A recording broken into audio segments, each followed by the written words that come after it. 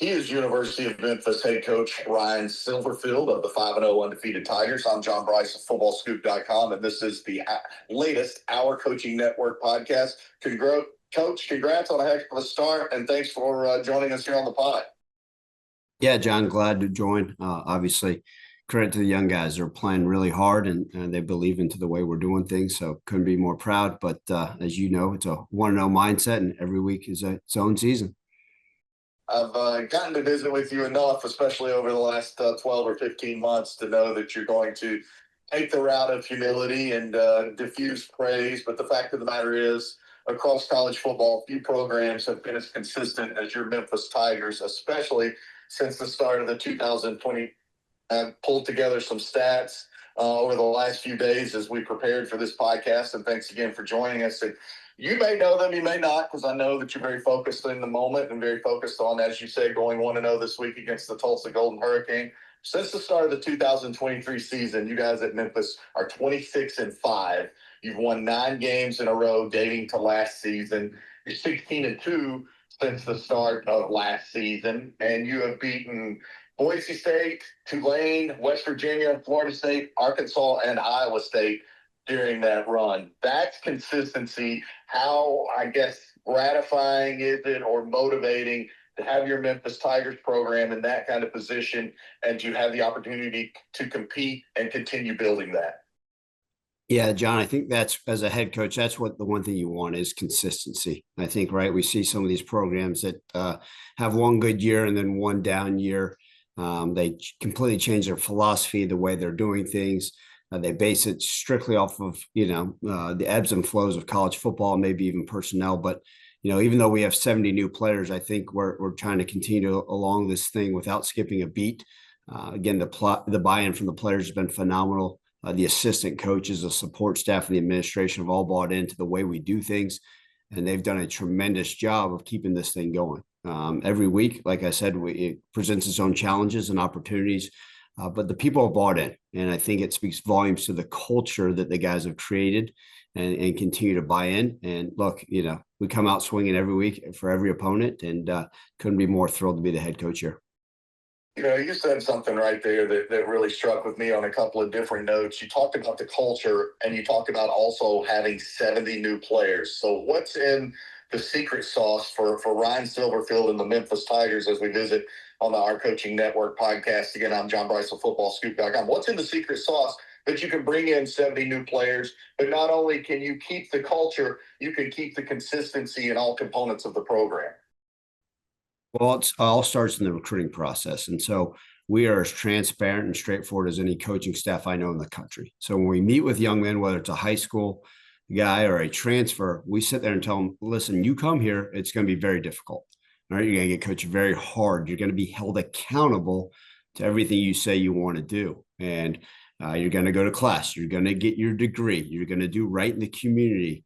All right. And ultimately, if you do those things, all right, you're going to love it here. You're going to be a part of a winning culture. You're going to be part of a winning team. You're going to love your brothers in the locker room, but it's going to be difficult. And we're going to demand details from you. We're going to make sure that everything is important, from where we park to getting to study hall on time to your assignment on fourth down. And I think our players have truly bought into that. And so, whether it's the high school freshman that's only 17 years old or the 23-year-old transfer, they say, okay, well, this is the standard of how we do things here at Memphis. This is what Coach Silverfield wants. This is what his staff wants, and this is how we're going to do it. And so day in, day out, we harp on it. And they've been all in, and that's kind of our mantra here to the way we do things. And I couldn't be more pleased that we got quite a bit of buy-in. Now, any coach that tells you they got 100% buy-in, they're talking out both sides of the mouth. But most of our guys have bought into the way we do things. And those that haven't won't be here for long. And so I've been pleased because the guys continue to strive for excellence. They understand the standards and the expectation here, and they've bought in to a great degree. We got to keep it on every single week and with this culture, pushing it and talk about what we're all about. I wonder, is there a moment, Coach, that and when we visited several months ago for that feature on FootballScoop, we talk about the culture then. But is there a moment that you reflect back on, and I know you don't have a lot of time to reflect, where you knew your culture had taken hold, where you said, this is what I'm seeing in the locker room, what I'm seeing in the study hall, what I'm seeing on the practice field. This is going to translate to the football field. Or are there a few of those moments that stand out to you? Sure, John. I think it takes time, right? And, culture can't just be built overnight. It's got to be consistency from the coaching staff, from our messaging and the way we do things. I was very fortunate. I took over a successful program under Mike Norvell, and then he left for Florida State. And then the reality of it is a lot of those guys, before the transfer portal was a major thing, I had the fortune of being around as an assistant, but not as the head coach. And so continue to say, hey, this is the way I'm going to do things, and this is how we're going to do it. And the buy-in started, and you go back, I think the Liberty Bowl game versus Iowa State, we were major underdogs, but the way the guys practiced, the way the guys prepared, the way the guys believed, said, okay, I think we got something special here, and found a way to win that football game, get the 10th win of the season, and then really kind of started the momentum into last season. And the guys have kind of just continued to understand, okay, this is what it's about. I think in college football, you hear a lot of coaches saying, well, I don't want to hold my guys accountable because I'm afraid they're going to transfer. I don't want to demand details from them. It's hard for me to make sure that they go to class because at another school, they don't have to. Well, I don't care. This is how we do things. And I think just being so open and honest and transparent about the way we go about our business has ultimately led to wins. I think there's a direct correlation between things, John. We've had the highest GPA in program history. We're top 5 in the entire country in community service hours. Oh, and by the way, we've been one of the most winningest and consistent programs over the last few years. I think they all go hand in hand, and everybody in this program understands that.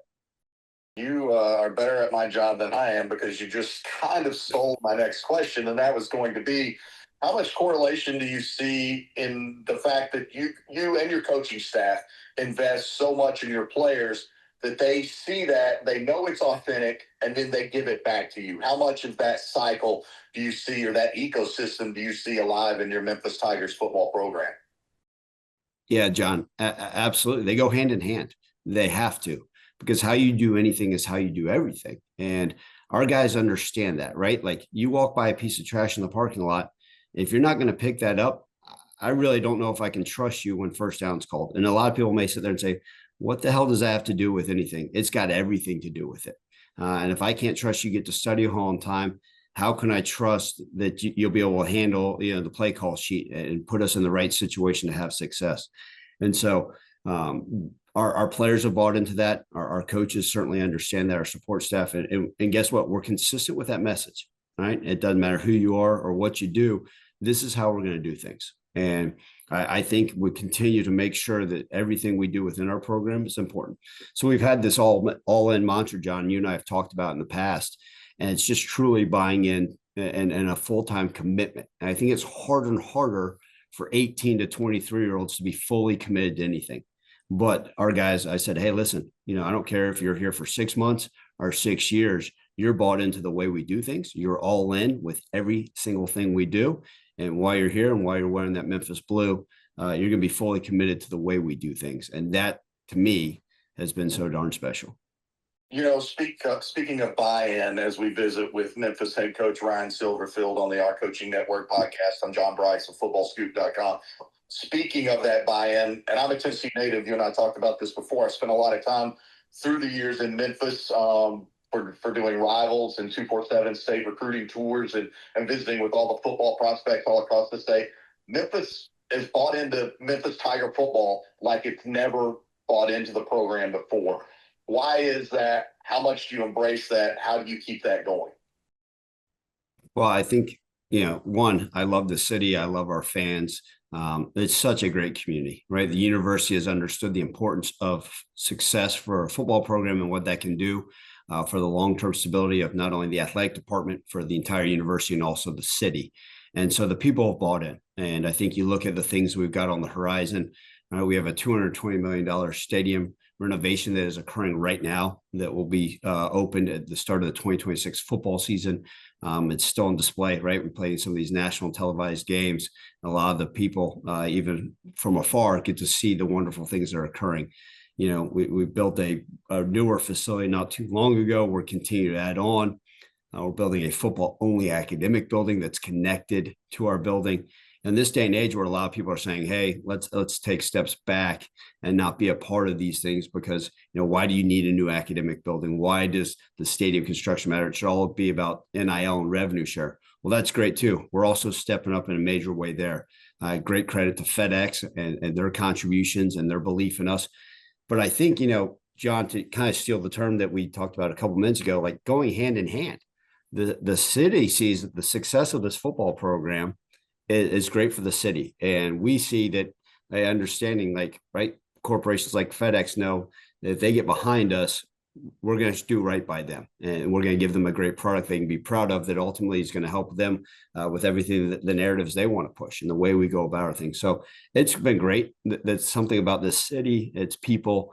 They take a lot of pride in how we do things. So we understand every time we take the field and every time we're out there in society, we represent the wonderful people of the city of Memphis.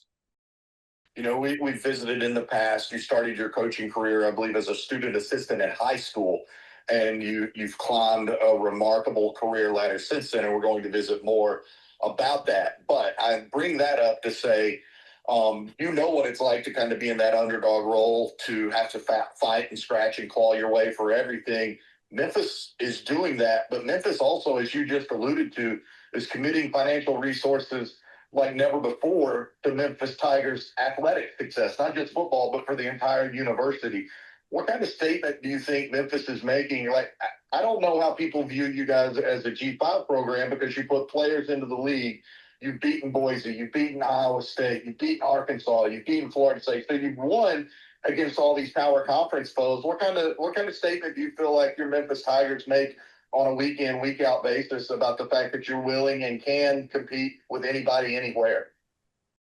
Well, I think that's part of it, right? Like the best way we can showcase what we're all about is how we perform on Saturdays when asked to perform against these national blue blood programs. And we go out there and we certainly swing away at it. And I think that speaks volumes. You're exactly right. Memphis is a blue collar city, and we play with a chip on our shoulder every time we take the field. And, we don't take any BS from anybody. And I love that mindset, right? The old Grizzlies grit and grind, right? From the early 2000s. I kind of love that approach because that's what we're all about. And we're going to continue to showcase ourselves at the national level so people understand, listen, we're not backing down from anybody. There's a no fear mentality. The people in this city take a lot of pride in the way we do things. They take a lot of pride in this city. And the backing that we're able to get, it goes and speaks volumes about how badly people want to see us succeed. And to me, that's everything, right? The people of this community, the administration, the boosters, the corporations, right? They're all behind this thing. And that is massive, especially this day and age in college football. We've got to stay ahead of the curve. And I think for us, right, you can sit there and say, yeah, well, we're a G5 program, but we can't operate that way. And we got to go out every single day and play at a high level and put on a good product on the field. And ultimately, we'll keep swinging away at this thing one day at a time. I took a number of things from that answer, Coach, but the number one thing that I took is that you're inviting Zach Randolph to the Tigers sideline. A little Zebo, get the grit and grind going there on the Memphis Tigers sideline. Yeah, absolutely. He obviously started. It'd be good to have him on our sidelines. We've had a lot of the Grizzlies players come. We had John Morant last year, the year before, Desmond Bain, who's a friend of mine. Jaren Jackson Jr. was at a game earlier this year. So let's invite some of those Grizz legends on the sideline and get those towels going and get that grit and grind mindset for the entire city to see. I love that. I love that a lot. All right. I touched on it a moment ago, both you starting your career as a student assistant coach in high school, but then you've been to the pinnacle of football as well because you've been on a couple of different NFL staffs. So on a daily basis or a weekly basis, what are some of the things that you bring from those very humble beginnings, and what are some of the things that you bring into your program from the NFL? Well, I've learned at every place. And I think, having started in spring of my senior of high school to coaching Division III football, to being a 23-year-old high school coach, FCS, you learn that, look, as a head coach, you're not above anything, right? Whether it means picking up trash on the outside of the building, whether it means breaking down film, drawing cards, doing whatever it takes, right? If they ask me to do the team's laundry, hey, been there, done that, painted lines on the field, let's do it. But then also in this, with the way college football is going, with the revenue share, the new legislation, the House settlement, there's the understanding that coming from the NFL, I've worked with general managers, right? I understand salary caps. I understand the CEO role of a head coach. And I think that background in the NFL has certainly propelled us and allowed us to stay ahead of the curve. And so I don't look, a lot of these head coaches complain about what's occurring in college football. No, I look at them as wonderful opportunities. And I think the background, whether it's the beginnings of, coaching D3 football, all the way to coaching in the NFL, made us well-rounded and be able to take on these opportunities, not challenges, they're presented as college football continues to change. I think that you've been in Memphis now longer than maybe any other stop in your coaching career consecutively. Obviously, because you've had an amazing run as head coach, but you arrived there before then. As you've grown into the Memphis community, what's that been like? I know you love it, but what's it been like for you and your family to be able to plant some roots in a business that it's hard to not be transient a lot of the times?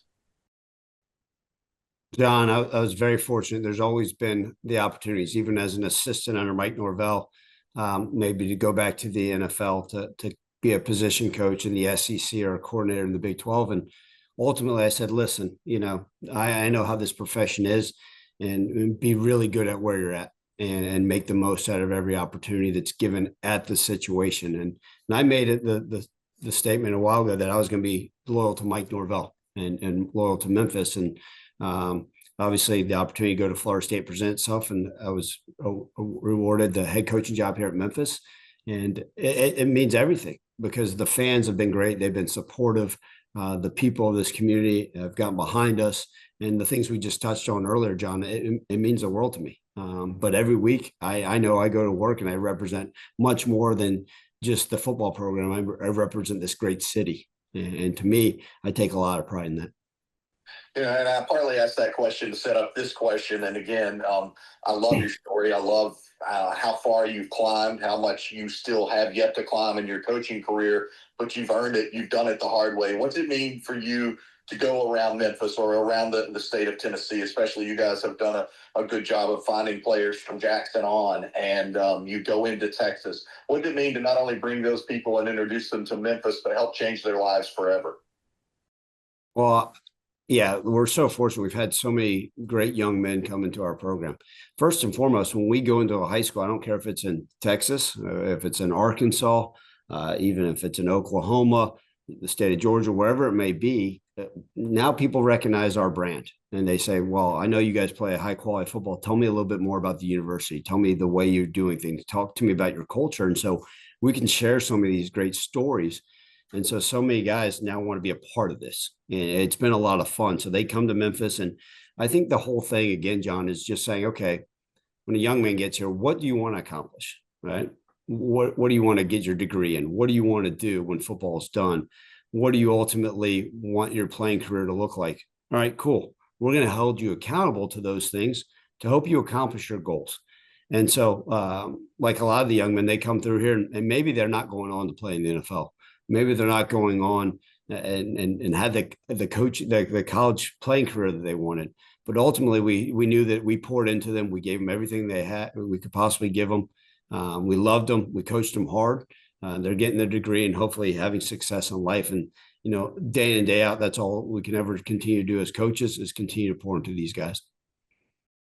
You referenced it there, the logo being recognized a number of different places. I think when I wrote my feature story on you a few months ago, I led with the fact that you were on a recruiting trip in Texas and somebody knew the Memphis Tigers logo and that was like an awakening moment for you. What's the next step? How far can you take it? How do you get the Memphis Tiger logo recognized in California and in South Florida and everywhere you want to take this program? Yeah. Well, John, I'm not going to give you coach speak, right? Winning the next game is as important as anything. But as we continue to win, we'll be more recognized on a national landscape. And that's what it's all about. I love when you look down there, hopefully we have the opportunity to be a top 25 program and you get to see the Tiger logo featured on ESPN, featured on FootballScoop, featured wherever it may be. And the more people continue to see it, it's great for everybody. It's great for the rest of the athletic department. It's certainly great for our football program and our university. We've talked a lot of big picture stuff here, and I've definitely appreciated the insight. But you referenced earlier, very early in our visit today, 70 new players. What do you like about this program in general, especially infusing 70 new players that are huge reasons that you're now 5-0? And it's the intangible things I know. It's picking up trash in the parking lot or keeping a clean locker room. But it's also the tangible things that occur on the field. The wherewithal to stage one of the largest rallies in Memphis Tiger football history to beat Arkansas a couple of weeks ago in the Liberty Bowl. Yeah, I think the challenge, right, that comes with that is you getting 70 new people to understand the way you do things. And it sounds like, oh, well, they just buy in. But a lot of these guys are transfers. A lot of these guys are high school kids, come from different spots. And so, it's a lot easier, certainly, if it was 35 guys, because, you deal with one or two that may not get it, but the majority will. When you're dealing with 70, you're getting to learn a lot of these guys. You're trying to figure out what makes them tick, what they're all about. And so, we are constantly teaching our culture and pressing that upon the young men, the 200 people in our program, but the 120 players, right? The 70 new ones. Hey, this is what we're all about. But as coaches, as staff, we need to continue to get to know them, right? How is this young man going to react when adversity hits? How are these guys going to react when the playing time's not what they thought it was? How is this guy going to react to hard coaching? How is this guy going to react to praise? And I think as we go about that, John, it's look, we're trying to teach them so much about, hey, this is how we collectively do things. This is what we're all about, not only schematically, right? That's enough for teaching 70 guys, offense, defense, and special teams, the X's and O's, then the culture aspect. But then I need to know what that third string linebacker, what motivates him, right? What is that backup long snapper, right? What, tell me a little bit about your family, because when you came on that official visit, it was a 24-hour speed dating deal, right? And it got you in the portal. Hey, maybe this starting safety, how's he going to react when we go on the road the first time, and what's he going to be like? And all of a sudden, something doesn't go right. And so I think as we continue to get to know them, how are they going to perform underneath those lights? It goes hand in hand, and it's been a lot of fun. I can sit there and complain. I hear a lot of these coaches sit there and say, man, I can't believe, 70 new players is going to take forever. I look at it as like, this is great. I got 70 new young men that I get to impress upon and hopefully make a difference and a positive impact in their lives as well. Yeah, I was going to say that's 70 fresh brains that you get to mold and shape. So got to like that. Speaking of like your quarterback, I've watched him a lot. I watched him some over the weekend in your win in Florida. What do you like about the way he operates your offense? And then that leads me to the second part of that question. You play a fun offense. I have to think, how much does that resonate on the recruiting trail as well? Yep. So Brandon Lewis is, our quarterback who's done a phenomenal job. He's bought into the way we do things. He's got a great understanding. The thing I love most about him, right? One, he's very athletic. He works really hard. He's intelligent. He makes great decisions with the football. But, he's one of the few people that, Tuesday and Wednesday mornings that when I come in, I don't care if it's 4:45 in the morning, 5 a.m., he's already up in the office watching film. And to me, as a quarterback, that's exactly what you want. He understands, the magnitude of every game. He understands that he needs to be up there studying the film, and he does a great job with that. So Brennan Lewis has done a great job of buying in and saying, okay, hey, this is what I need to do as an individual in order to get this offense moving forward. And then what's so unique, John, is our offense for years and years have had quarterbacks that maybe don't run as well, right? We got Seth Hennigan, who's obviously a record setter, winningest quarterback here, who's now with the Jacksonville Jaguars. Brady White, who obviously won a ton of football games here, who's now coaching, all right, at Arizona State. Obviously, before him, Riley Ferguson, who did a wonderful job here. And then Paxton Lynch, just missed him, by a few hours. But so you look at the quarterback play, Brennan Lewis is a completely different style, and he's kind of fit in, and we've adjusted some things offensively, but he's been able to do those things without skipping a beat. And then back to the second part of your question, John, is, yeah, we are so fortunate because what happens is people sit there and see this offense. They see the consistency of it. We'll win games passing for 400 yards. Oh, and then the next week we'll win a game by running for 250. And so I think being able to be balanced if we need to be, but also seeing what the defense gives us and how different ways we can attack them. Man, the Riley Ferguson, that's from the Wayback Files there. I covered his initial recruitment to Tennessee. That guy could absolutely sling the pill. Loved watching him throw a football. That's some fun stuff right there. I don't want to abuse your time. You've been generous with us. We've been visiting not quite 30 minutes, but we're closing in on it again. Ryan Silverfield, head coach of the 5-0 undefeated Memphis Tigers, winners of 9 in a row, winners of 26 of their last 31. I'm John Brice with Football Scoop on the Our Coaching Network podcast.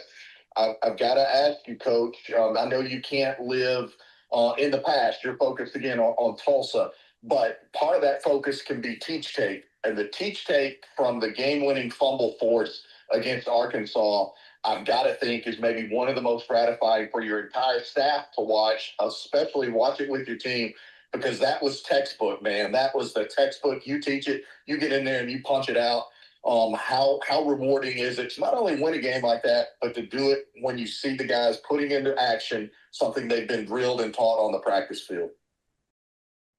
Every week, one of our keys to victory is taking care of the football and then getting takeaways. And we work on the old peanut punch. I saw it in firsthand when I was coaching against Peanut Tillman, right? When I was with the Vikings, I saw it way too often, him trying to swing on those things when Adrian Peterson was carrying the football. But ultimately, it's something you teach, you preach, and the magnitude of that game, obviously, with a young man that went in there and we called the timeout and said, okay, we got to find a way to get the football back, whatever it takes. And sure enough, Chris Brice went in there right as the young man was going down for Arkansas, knocked that ball loose, was able to recover it. And obviously just what it meant, right? A national television game versus an SEC opponent.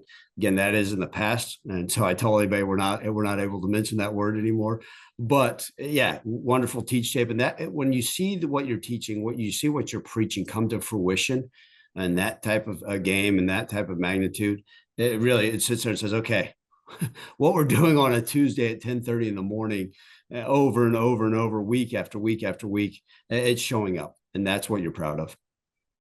When you do, again, we're wrapping up here. When you do have a win like that, or you beat an FSU or Iowa State or Boise or Tulane or Arkansas, how much do you hear from or get text messages from your fellow coaches around the country that are like, hey, you're holding it up for all of us and we appreciate it? Well, and that's, this coaching community is still such a phenomenal thing. I know people of the years have gone on and sit there and say, man, the profession's changed. Sure. But you still have some really great quality coaches. I've got friends all over the country that, that I've met along the way, stops that, that sometimes I'll even ask them questions. So I continue to try to grow as a coach, whether it's as a head coach or something that can be unique to help our program in certain positions. And so, yeah, I think that's always important when you get those and appreciated that people had watched the game or saw what happened. It means a lot because they truly understand what every week is and how hard it is to win football games. And so when you get those text messages, especially from your peers, it means an awful lot.